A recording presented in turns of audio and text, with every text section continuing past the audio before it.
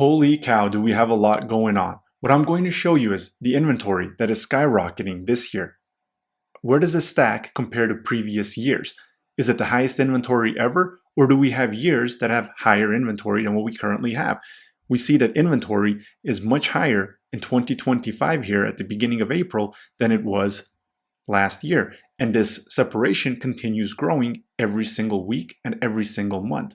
Now, what I've done is I've compiled the data, and we're going to review this together here. So all the way back to 2011, that's as far as the MLS data goes. We take a look here at 2021. We had 2017, just 2017 units available, homes for sale, compared to 10,477. When people say that we have low inventory, we have low pandemic inventory, I don't know what they're talking about. I mean, that's 5 times more inventory than we did during the pandemic. What would you need for home prices to skyrocket $100,000? You'd have to have low interest rates, and you'd have to have inventory 5 times less. Now, what we're going to do is we're going to go year over year. And if we look at 2019, oh, there's another year that we have more inventory than we did in 2019, the last pre-pandemic year. We had 8,234 compared to 10,477. Now, we're going to keep going all the way back to the beginning of 2011 and see how we stack to that. But right here, as we seen, I just want to kind of go over this with you guys. The inventory is growing, and active listings are way higher than they have been at any time since 2021. And you see this blue purple line much higher and continues growing.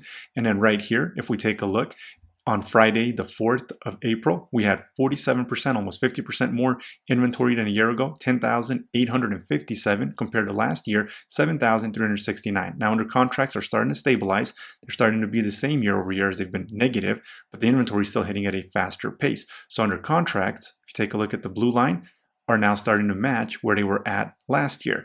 And if we take a look at 2018, 2019, we're still way below that. We were in the 6,000s in 2019 and in 2018, and we see that we are in the 4,000s last year and this year. That hasn't recovered.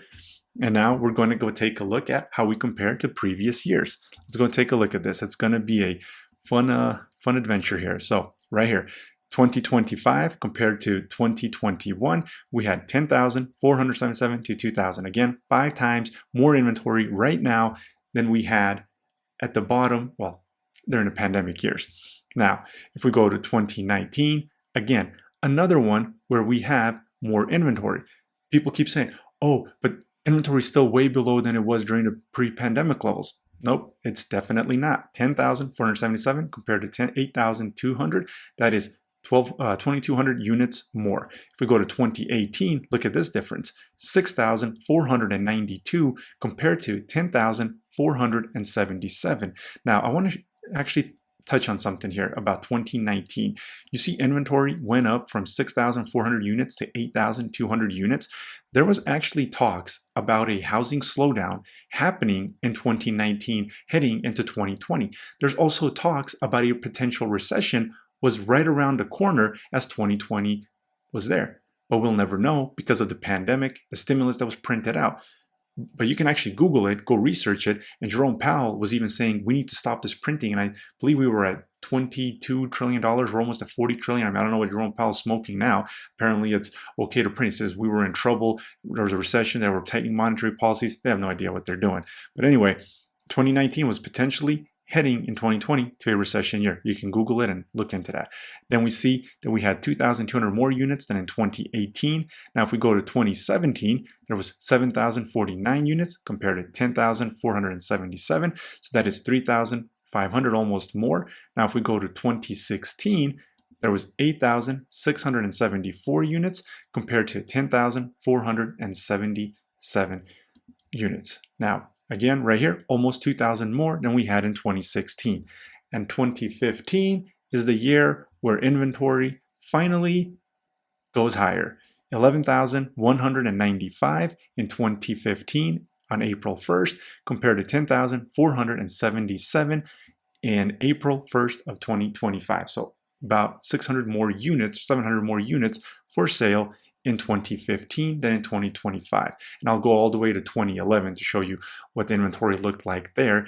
2011, December of 2011 December is when the inventory in the greater Salt Lake area along the Wasatch Front in Utah bottomed out. So December of 2011, and then prices started going up from January of 2012 all the way until December of 2019. We had an increase of almost 100%. It was a 94.6%, I think, when I did the numbers, that the median home price went up.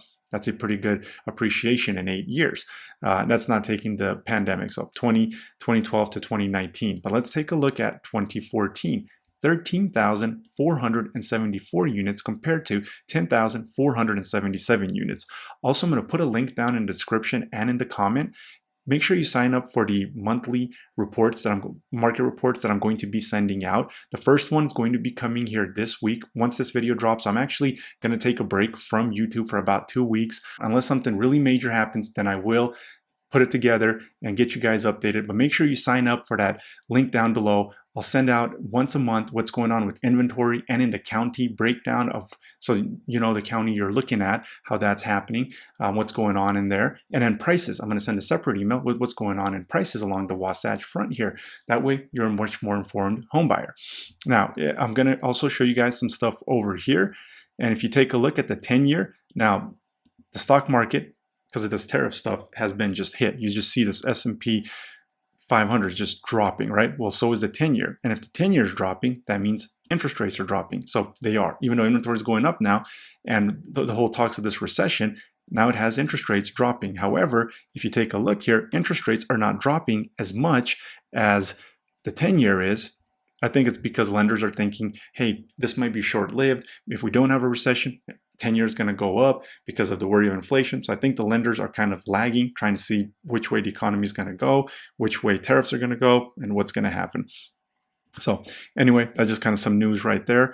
And now let's go back to the Excel sheet. And 2013, we had 11,444. So we had actually less units in 2013 than in 2014. Well, 2012, remember, was the year, January of 2012, when inventory or prices bottomed out. And then from January 1st of 2012, prices continued going up for essentially 8 years straight. And we had 14,248 units in 2012 compared to 10,477. And now the last year that we have data on, that the MLS has records of, and that is 2011. And now I'm going to show you the inventory in 2011, and that was 18,795. That was the year where the housing market in December of 2011 bottomed out, and we had 18,795 units compared to 10,400. Essentially, we had about 40%, almost 50% more inventory in 2011 compared to 2025 on the 1st of April. That's what the data is saying. What's going on with inventory? You see, you have to go back all the way to 2015. So people saying that inventory is below pre-pandemic levels. Well, if you go back to 2015, we still have higher inventory. That means 2016, 2017, 2018, 2019, all of those had less inventory than we do currently right now on the market. And right now, what's happening with the data, what it's indicating, it seems like this trend, the under contracts are stabilizing a little bit, same over year, but we do see that this discrepancy between last year and this year continues increasing, and inventory is continuing to hit at a higher pace.